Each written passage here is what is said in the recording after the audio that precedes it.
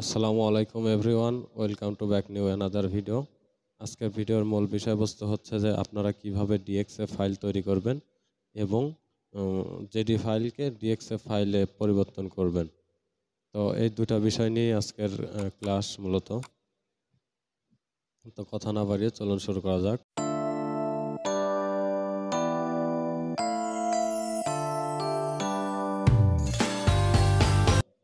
আর ভিডিওটি শুরু করবার পূর্বে অবশ্যই দুটি কথা না বললেই নয়। আপনারা যারা আমার চ্যানেলটি সাবস্ক্রাইব করেছেন তাদেরকে অসংখ্য ধন্যবাদ। আর যারা এখনও চ্যানেলটি সাবস্ক্রাইব করেননি, নতুন নতুন ভিডিও পাওয়ার জন্য অবশ্যই চ্যানেলটি সাবস্ক্রাইব করবেন এবং লাইক, কমেন্ট, শেয়ার করতে ভুলবেন না। তো কথা না বাড়িয়ে চলুন শুরু করা যাক। আমি প্রথমেই একটা ডিজাইন নিব। আমি এই যে এখান থেকে একটা ডিজাইন, অনেক সময় দেখবেন যে আপনাদের একটা বড় ফাইলের মধ্যে, ওই ফাইলের মধ্যে 10টা, 5টা কি 2টা, 5টা, 20টা ডিজাইন থাকতে পারে। তো সেখান থেকে আপনি একটা ডিজাইন নিয়ে সেটাকে আপনি ডিএক্সএফ করতে যাচ্ছেন। আর ডিএক্সএফ করার মানে হচ্ছে যে আমরা তো মূলত জেডি পেইন্টে কাজ করি, বা যারা জেডি পেইন্টে কাজ করেন, আপনারা যখন হচ্ছে যারা আর্ট ক্যামে কাজ করে অথবা অ্যাসপায়ারে কাজ করে, তাদেরকে যখন আপনি ডিজাইন দিবেন অবশ্যই আপনাকে ডিএক্সএফ করে দিতে হবে। আর তা না হলে তারা সেটাকে ওপেন করতে পারবে না। এটা প্রথমে জেডি থেকে ডিএক্সএফ ফরম্যাটে তৈরি করতে হবে, দেন তারা হচ্ছে আর্ট ক্যাম অথবা অ্যাসপায়ার যে সফটওয়্যারই হোক না কেন তারা ওপেন করতে পারবে। ঠিক আছে, তো আমি এই ডিজাইনটা এখান থেকে কপি করে নিব, নিয়ে এটাকে ডিএক্সএফ করে দেখাবো। ডিজাইনটা প্রথমে আমি এভাবে সিলেক্ট করব, দেন আমার এই যে কপি অপশনটা দেখতে পাচ্ছেন, এটাতে ক্লিক দিব, দেন মিনিমাইজ করব। এটাকে করে আমি নতুন একটা ফোল্ডারে এটাকে নিব। এখানে এই যে পেস্ট দেখতে পাচ্ছেন, এই পেস্ট করলে ডিজাইনটা চলে আসবে। এই যে দেখতে পাচ্ছেন ডিজাইনটা চলে আসছে।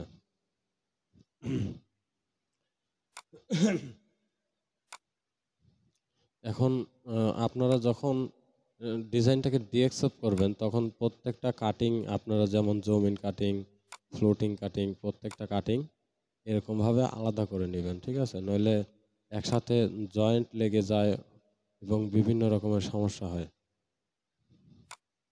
এই যে এরকমভাবে আমার এখানে যে কয়েকটা কাটিং ছিল আমি প্রত্যেকটা কাটিং আলাদাভাবে বের করে নিয়েছি। এটা হচ্ছে ফ্লোটিং কাটিং, আর এটা হচ্ছে এই যে দেখতে পাচ্ছেন, এটা আমাদের এলাকায় রুইতন বলে, এটা রুইতন কাটিং। আর এটা হচ্ছে জমিন কাটিং। হ্যাঁ, তো প্রত্যেকটা কাটিং এরকমভাবে আলাদা করে বের করে নেওয়ার পরে আপনারা চলে আসবেন ফাইলে। এই যে ফাইল দেখতে পাচ্ছেন, ফাইলে একটা লেফট ক্লিক করবেন, দেন এটাকে এই যে এক্সপোর্ট অপশনটাতে একটা লেফট ক্লিক করবেন।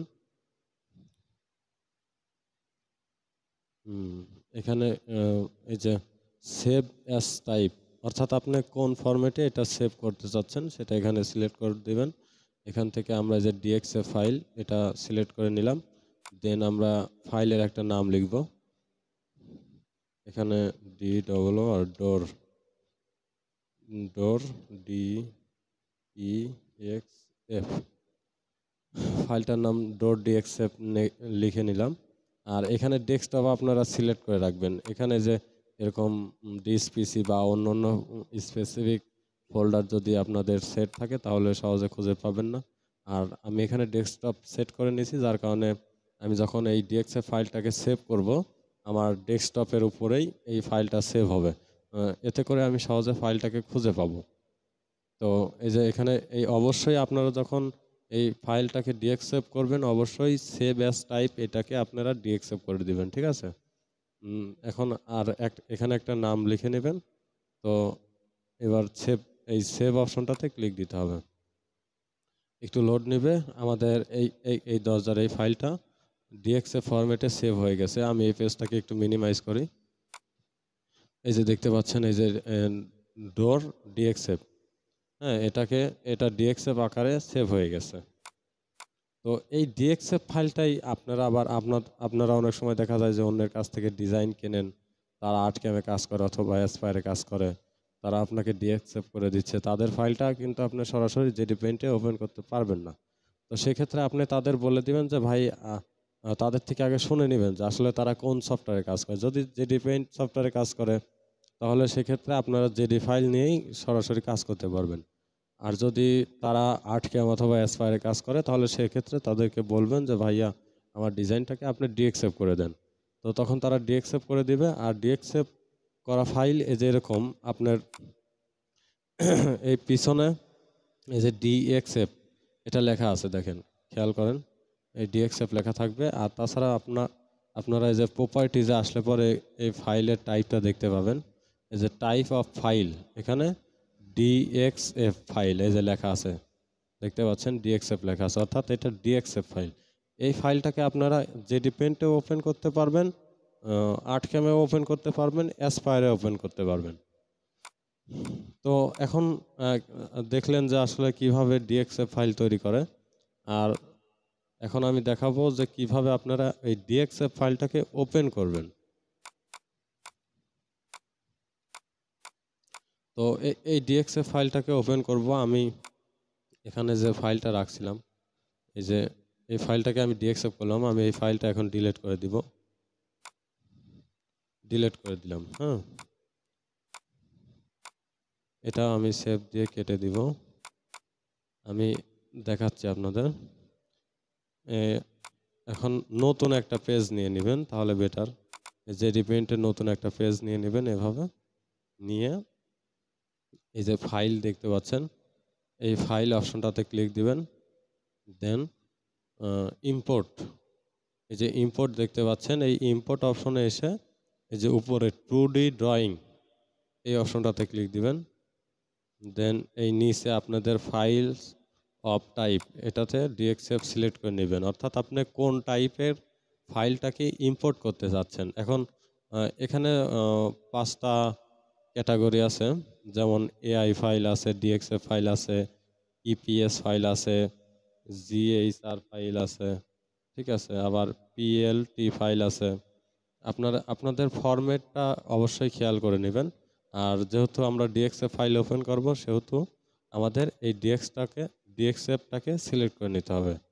দেন আমরা এই ফাইলটা, এই যে আমাদের এই যে ডেস্কটপ, এখানে ডেস্কটপ সিলেক্ট করা আছে, যার কারণে ডেস্কটপের উপরেই যে যে কয়টা ডিএক্সএফ ফাইল আছে সেই কয়টাই এখানে শো করবে।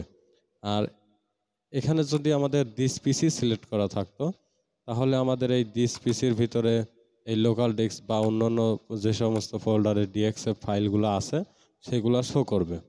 আর আমি যেহেতু আমার ডিএক্সএফ ফাইলটা ডেস্কটপের উপরেই আছে যার কারণে আমি এখানে ডেস্কটপ সিলেক্ট করছি। আর এই ডেস্কটপের উপরেই এই যে এই ডিএক্সএফ ফাইলটা আছে যার কারণে এখানে এই ডিএক্সএফ ফাইলটা শো করতেছে। এখন এটা আমি সিলেক্ট করব, সিলেক্ট করে ওপেনে ক্লিক করব। আর এরকম একটা বক্স আসবে, তখন আমরা ওকেতে, এখানে অন্য কোনো কিছু চাপার দরকার নেই, এখানে শুধু ওকেতে প্রেস করলেই হবে। এই যে ওকেতে প্রেস করলে এরকম আসবে, তখন আপনারা আপনাদের নির্দিষ্ট যে কোনো একটা জায়গায় রেখে আপনারা একটা কি মাউসের লেফট ক্লিক করবেন, তাহলেই হয়ে যাবে। তো আমি এখন লেফট ক্লিক দিচ্ছি, এই যে লেফট ক্লিক করলাম, দেখেন আমাদের সেই ডিএক্সএফ ফাইলটা এখানে চলে আসছে। তো এই ডিএক্সএফ ফাইলটা এরকমভাবে আনার পরে আমাদের যে কাজটা করতে হবে, এগুলা এইভাবে সিলেক্ট করে নেবেন, এভাবে পুরোপুরি মার্ক করে এটাকে গ্রুপ করে নেবেন। আবার ডিএক্সএফ ফাইলে যখন আপনারা যে কোনো ফরম্যাট ওপেন করবেন তখন এগুলো কিন্তু আনগ্রুপ হয়ে যাবে। এগুলা নিজের মতো করে এগুলো আবার নতুন করে গ্রুপ করে নিতে হবে। এটাকেও এভাবে সিলেক্ট করে গ্রুপ করে নিব। আবার এই জমিন কাটিংটাকেও আমরা গ্রুপ করে নেব, ঠিক আছে। এই যে গ্রুপ করে নিছি, এখন দেখি নোডেক ডিস্টেন্স এখানে 200 দিয়ে এটা মিলে কিনা। দেখতে পাচ্ছেন মিলে গেছে। এখন এটাকে কালার চেঞ্জ করে দিলাম যাতে সহজেই বুঝতে পারি। আবার এটাকেও একটা কালার চেঞ্জ করে দেই, কালো কালার করে দিলাম, এটাকেও ভিতরে নিয়ে নিলাম। এখন এই ফ্লোটিংগুলোকেও আমি ভিতরে দিয়ে দিচ্ছি। এই যে দেখতে পাচ্ছেন সবগুলাই মিলে গেছে কিন্তু। হ্যাঁ,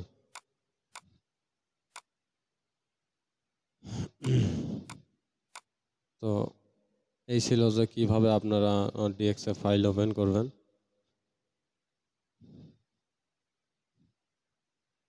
আমাদের কিন্তু এটা কিন্তু আমরা DXF ফাইল থেকে কিন্তু জেডি ফাইলে কনভার্ট করলাম, ঠিক আছে। এখন এটা সেভ দিলেই এরকম একটা নাম, এই যে ফাইল নেম, এখানে আপনারা একটা নতুন নাম দিয়ে এটাকে সেভ করে নেবেন। আমি এখানে নিউ ডোর লিখলাম, ঠিক আছে। নিউ ডোর লিখে এটাকে আমি সেভ করলাম। এখন এখন আমাদের এই ফাইলটা কিন্তু জেডি ফাইল হয়ে গেছে। এই যে দেখেন, এই যে নিউ ডোর লেখা আছে, এটা কিন্তু আমাদের এখন এটা কিন্তু জেডি ফরম্যাট হয়ে গেছে, এই যে দেখতে পাচ্ছেন, এই যে, ঠিক আছে। এটা এখন জেডি ফরম্যাট হয়ে গেছে। আর এই DXF ফাইলটা আমি ডিলিট করে দিলাম।